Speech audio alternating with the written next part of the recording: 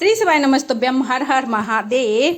तो चलिए, आज का रूटीन क्या है। आज का रूटीन है, आज है सोमवार। सोमवार के दिन आज मेरा पशुपति व्रत है। तो आज मेरा सबसे ज़्यादा ध्यान रहेगा पूजा पर। ऐसा नहीं है कि आज व्रत है तो आज इसीलिए पूजा हो रही है, नहीं। पूजा इसलिए हो रही है क्योंकि आपको पता है मम्मी का हाथ फ्रैक्चर हो चुका है, तो मम्मी पूजा नहीं कर सकती है एक हाथ से।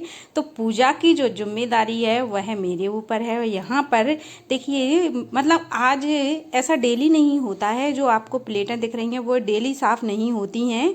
ठाकुर जी डेली नहाते हैं। ठाकुर जी को नहलाने का काम हमारा डेली का रहता है। लेकिन आज सोमवार था तो बहुत दिनों से यह प्लेट साफ़ भी नहीं हुई थी, तो मैंने सोचा कि इनको साफ़ कर दें। और आज मैं बताऊंगी कि हमारे यहाँ कौन कौन से ठाकुर जी है और कहाँ कहाँ से आए हैं। तो यह सभी, मतलब इसमें सभी प्रकार के ठाकुर जी हैं। अब यहाँ पर जो शंख हैं वह मम्मी रामेश्वर से लेकर आई थी। तो घर में, अगर आपके घर में अगर शंख हैं तो शंख में आपको पानी भर कर रखना चाहिए, क्योंकि खाली शंख नहीं रखा जाता है, ऐसा माना जाता है। और इनमें एक एक तुलसी की पत्ती अवश्य डालें। यहाँ पर जो अभी गंगा जली लिए थी मैं पीतल की, वह मम्मी हरिद्वार से लेकर आई थी, क्योंकि हरिद्वार की जो गंगा जली है वह हमारे घर पे होनी चाहिए। और यह जो आप, मैंने अभी आपको दिखाई थी, वह प्लेटें हमने संक्रांत पर बांटी थी, तो हम एक्स्ट्रा लेकर आए थे। तो हमने अपने घर के ठाकुर जी के लिए भी रख ली थी, क्योंकि इतने सारे ठाकुर जी हैं तो कहाँ रखेंगे। सिंहासन भी 3 हैं। 3 सिंहासन में कौन कौन विराजमान है मैं ये भी बताऊंगी। सालिग्राम अगर आपके घर में हैं तो सालिग्राम को एक कटोरी में रख दें। अगर चांदी की कटोरी हो तो ठीक है, नहीं तो पीतल की कटोरी में रख दें। और उनके ऊपर एक तुलसी पत्र, सालिग्राम पर तुलसी पत्र अवश्य चढ़ता है। लड्डू गोपाल पर भी तुलसी पत्र चढ़ता है। और यह जो छोटी सी शिवलिंग थी, कहते हैं कंकड़ में ही संकड़ है, यह हम सीहोर से लेकर आए थे, प्रदीप मिश्रा जी के आश्रम में से। वहाँ पर हम लोग अभी सर्दियों में गए थे तो हमने पूजन किया था। 4 वहीं छोड़ आए, एक साथ लेकर आते हैं तो वह लेकर आए थे। यह शंकर जी हैं और गौरा मैया हैं चांदी के। यहाँ पर हमारे मंदिर में 2 गरुड़ भगवान हैं। और जो ये पीतल के शंकर जी दिख रहे हैं आपको, वह मेरे मायके से मिले हुए थे। मेरी भाभी का जो नंद टिपारा आता है तो उसमें नंद के लिए कुछ गिफ्ट आता है। एक लड्डू गोपाल आए थे जो बड़े वाले हैं, और यह शंकर जी आए थे महादेव। और जो वो कांच के शंकर जी हैं वह हम रावतपुरा सरकार से लेकर आए थे। रावतपुरा सरकार भी बहुत अच्छी धाम है, बहुत अच्छा, सुंदर ही, बहुत अच्छा, मतलब शांत, बिल्कुल शांति है वहाँ पर। बहुत ज़्यादा कोई चहल पहल नहीं है, क्योंकि वहाँ पर जो मंदिर है, जो व्यवस्था है वह बहुत बड़ी है। यह गणेश जी हैं। गणेश जी का पूजन आपको अवश्य करना चाहिए। आपके घर में गणेश जी की जैसे लड्डू गोपाल होते हैं, और कोई ठाकुर जी अगर आप इतनी सेवा नहीं कर सकते हैं तो आपके घर में लड्डू गोपाल और गणेश जी अवश्य होने चाहिए। क्योंकि गणेश जी के बिना कोई शुभ कार्य होता नहीं है, तो फिर घर की पूजा किस लिए होती है। इसीलिए गणेश जी सबसे पहले होना चाहिए, क्यों, अगर गणेश जी नहीं है तो घर की पूजा नहीं हो सकती है। इसीलिए आपको एक, भले छोटे से रखें लेकिन गणेश जी होना चाहिए। पहले तो गणेश जी जो होते थे पत्थर के गणेश जी होते थे, बिल्कुल उसी तरह से आकृति के बने हुए। मैंने कहा कि एक लड्डू गोपाल हैं तो वह ये लड्डू गोपाल हैं। अब बात आती है गणेश जी की। बिल्कुल पत्थर की आकृति के गणेश जी होते थे, छोटे से। उनमें ही से गणेश जी का बिल्कुल हाथ बने रहते थे, पैर बने रहते, सूंड बना रहता। और यह छोटे लड्डू गोपाल हैं जो मेरी बेटी के हैं। वह कहीं जाएगी तो उनको साथ लेकर जाएगी, उसे बहुत अच्छे लगते हैं ये। और यह बड़े लड्डू गोपाल मेरे मायके से, मतलब मैंने बताया अभी मेरी भाभी की शादी हुई थी तो वहाँ से नंद टिपारे में आए हुए थे। और यहाँ पर ये राम दरबार है, जो मैंने आपको बताया है कि यह अयोध्या से आया था। और जो ये ठाकुर जी जो कपड़े पहने हैं वह मैं घर पर ही सिलती हूँ। इनको, मतलब कुछ काम हैं जो हम घर पर ही करते हैं, जैसे धूप बत्ती बत्तियाँ बनाना, पूजा की जो बत्ती होती है वह हम घर पर ही बनाते हैं।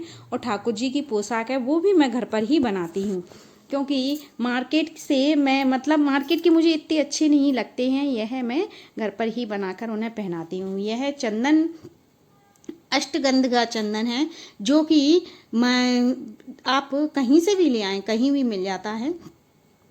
अष्टगंध के चंदन से जो मूर्ति होती है, प्रतिमा होती है, वह काली नहीं पड़ती है। यहाँ पर मंदिर में ठाकुर जी के विराजमान होने का समय आ गया है और यहाँ पर लड्डू गोपाल जी का श्रृंगार हो रहा है। इसीलिए एक दिन और ऐसा मतलब वीडियो डालूंगी मैं, जिसमें मैं दूध और दही पंचामृत से ठाकुर जी का अभिषेक करके बताऊंगी आपको, उनका स्नान करके बताऊंगी। क्योंकि हमें पंचामृत से स्नान करने से ठाकुर जी हमारी अगर मूर्ति थोड़ी सी भी जैसे चंदन से काली पड़ जाती है तो वह नहीं पड़ती है। उससे आप जैसे कभी भी अपनी मूर्ति जो घर की है तो उनसे अभिषेक कर सकते हैं। यह बांसुरी छोटे लड्डू गोपाल जी की है, जिस पर लिखा है राधा, और बड़े लड्डू गोपाल जी के पास अलग से बांसुरी है। और बस लड्डू गोपाल जी पहुंच चुके हैं अपने मंदिर में, जहां पर उनकी जगह होती है वह वहां पर पहुंच चुके हैं। अब यहां पर सभी ठाकुर जियों का श्रृंगार हो रहा है। धीरे धीरे सभी का एक एक से नंबर आता जा रहा है कि कौन से कहाँ रखते हैं। उसी हिसाब से सिंहासन हमारे यहाँ 3 हैं। अब हम ये सोच रहे हैं कि एक और लेकर आएंगे, जिसमें जो छोटे छोटे से हैं वह भी रख सकते हैं। और क्योंकि छोटी छोटी प्लेटों में रखते हैं तो जगह नहीं होती है, इसीलिए हम सोच रहे हैं एक बड़ा सा सिंहासन ले आएं, जिसमें इन सबको वो रख दिया करें। प्लेट हैं, जो प्लेटों में क्या है, कहीं इधर ढरकते हैं कहीं उधर ढरकते हैं, तो इस तरह से नहीं ढरकेंगे। और इस यहाँ पर जो गदा है वह लक्ष्मी नारायण है, यहाँ पर छोटे से छील सागर में रखे हैं तो उनके लिए रखा है। यह मोर पंख है जो कि मम्मी वृंदावन से लेकर आई थी। यह गणेश जी का श्रृंगार हो चुका है। तो देखिए यहाँ पर कितने सुंदर लग रहे हैं गणेश जी। इनका मुकुट लगता नहीं है लेकिन मम्मी लगा देती हैं। मम्मी मतलब जिनके मुकुट लगे भी नहीं तो भी उनके लगा देती हैं। और यहाँ पर देखिए सालिग्राम भगवान हैं, इनके ऊपर तुलसी अवश्य चढ़ानी चाहिए, क्योंकि सालिग्राम भगवान को तुलसी अधिक प्रिय थी, तो उनके ऊपर तुलसी अवश्य चढ़ानी चाहिए। यह चांदी के ठाकुर जी हैं, महादेव भी हैं, और एक शिवलिंग है, एक महादेव हैं और पार्वती जी हैं। तुलसी का चांदी का घरुआ है। देखिए मैं शंख में वो पानी भर रही हूँ। और जो ये दिख रहे हैं जगन्नाथ भगवान हैं, यह मम्मी जगन्नाथ जो चारों धाम के लिए गई थी तो वहाँ से लेकर आई हैं। और ये हाथी मैंने आपको अपने वीडियो में कईयों में बताया है कि यह भी मम्मी अयोध्या से ही लेकर आई हैं। ज़्यादातर हमारे यहाँ ठाकुर जी अयोध्या और वृंदावन के ही हैं। गौ माता वृंदावन से आई हैं। इनमें से एक शंख है जो कि रामेश्वर से आया है और एक नेमी सागर से आया था।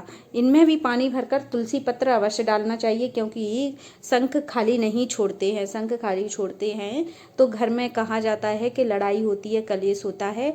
इस तरह से मतलब जितने भी सदस्य हों उनके प्रति में अपनापन नहीं रहता है, यह माना जाता है। तो हम शंख में पानी ही भरकर रखते हैं। और यह महादेव मम्मी को मैं कार्तिक नहाने के लिए गई थी तो वहाँ पर किसी ने दान में दिए थे। जैसे ये बांटते हैं अपनी सहेलियों को, जो भी होती हैं उनको सबको बांटा जाता है। तो यह मम्मी को वहाँ से अयोध्या से मिले थे। इनमें जो ये जलाधारी है यह बहुत ही अच्छी हैं, मुझे बहुत अच्छे लगते हैं। इसमें मैं एक वीडियो डालूंगी, वो मैं आपको जब डालूंगी जब बताऊंगी। बहुत सुंदर वीडियो लगेगा, बहुत ही प्यारा वीडियो लगेगा। महादेव पर कनेर का पुष्प अगर आपके पास हो तो अवश्य चढ़ाना चाहिए, नहीं हो तो कोई बात नहीं है, लेकिन कनेर का पुष्प महादेव पर बहुत अधिक लाभकारी होता है, यह बहुत अच्छा होता है। इसी तरह से हमारे यहाँ बहुत पेड़ लगे हैं, कनेर के पुष्प भी बहुत लगे हैं। यह सभी तैयार हो चुके हैं, बिल्कुल रेडी है, पूजा हो चुकी है। यहाँ पर ठाकुर जी सभी नहा धोकर पहुँच चुके हैं अपने अपने स्थान पर। और यहाँ पर दूर्वा चढ़ रही है गणेश जी पर। सबसे पहले पूजा में दुर्वा अवश्य चढ़ानी चाहिए गणेश जी पर। और पीला पुष्प हो, सफ़ेद पुष्प तो आप गणेश भगवान पर अवश्य चढ़ा सकते हैं। यह आंकड़े का पुष्प तो नहीं मिला है, लेकिन पत्ती मिल गई थी तो मम्मी पत्ती ही तोड़ लाई हैं, क्योंकि आज सोमवार है। तो सोमवार के दिन आंकड़े के पुष्प या पत्ती चढ़ा दिए महादेव पर तो अच्छा रहता है। अगर आपको धतूरा नहीं मिल रहा है तो आप धतूरे की पत्ती भी चढ़ा सकती हो। यहाँ पर सभी पर पुष्प चढ़ रहे हैं। विशेष ध्यान रखा जाएगा कि यहाँ पर महादेव पर कनेर का पुष्प अवश्य चढ़ें, सभी महादेवों पर। और समी पत्र चढ़े है। समी पत्र अगर आप शहद में लगाकर चढ़ाती हैं तो बहुत अच्छा होता है। मैं कई वीडियो डालती हूँ शॉर्ट्स के समी पत्र को शहद में लगाकर चढ़ाएं या समी पत्र 10वीं तिथि के दिन चढ़ाएं। और देखिए यहाँ पर गौ माता को भी दुर्वा चढ़ रही है, पुष्प चढ़ रहे हैं। यहाँ गजानंद हाथी को भी पुष्प चढ़ रहे हैं। और मतलब पहले तो मुझे ना थोड़ी सी दिक्कत लगती थी क्योंकि पूजा बहुत सारी है, तो 1 घंटा लगता है सही पूजा में, क्योंकि 1 घंटा से कम नहीं लगता है। ठाकुर जी नहा जल्दी लेते हैं, लेकिन उनको कपड़ा पहनाओ, फिर उनको सजाओ संवारो, तो उसमें टाइम लगता है। जैसे हमारे एक बच्चे को टाइम लगता है कि नहला हाथ दो, फिर उसके तेल काजल करो, कहीं कपड़े पहनाओ। यहाँ पर यह गंगा जल रखने लगा है सभी के लिए जल। यह जल है और इसमें थोड़ी थोड़ी सी गंगा जली भी डली रहती है, सभी धामों की 1-1 चम्मच। और तुलसी पत्र डला है, क्योंकि हमें जैसे हम जल तो हम पीते हैं, लेकिन ठाकुर जी के लिए थोड़ी सी गंगा जली डालकर रखना चाहिए, क्योंकि यह बहुत अच्छा होता है। ईश्वर के ही चरणों में से जहाँ से आ रहा है वहाँ उनको समर्पित करें, तो इस तरह से बहुत अच्छा रहता है। मुझे मतलब मैं थोड़ी सी मम्मी की तरह करने लगी हूँ, जैसे मम्मी करती हैं तो उनकी देखे देखे बना देती हूँ व्यवस्था, लेकिन मैं मम्मी की तरह जाना तो नहीं कर सकती हूँ। यहाँ पर बेलपत्री है, मैंने आज नहीं तोड़ी, यह बेलपत्री कल तोड़ कर रख ली थी, क्योंकि सोमवार के दिन और एकादशी प्रदोष यह 3 दिन बेलपत्री तोड़ी भी नहीं जाती है। और रविवार के दिन तुलसी को नहीं छुआ जाता है, क्योंकि यह माना जाता है कि रविवार के दिन खाली वार होता है, तो इस दिन तुलसी को नहीं छूना चाहिए। इस तरह से आप भी कभी नहीं छुआ करें। और यहाँ पर न तो बेलपत्री सोमवार के दिन तोड़ा करें और न किसी को तोड़ने दिया करें।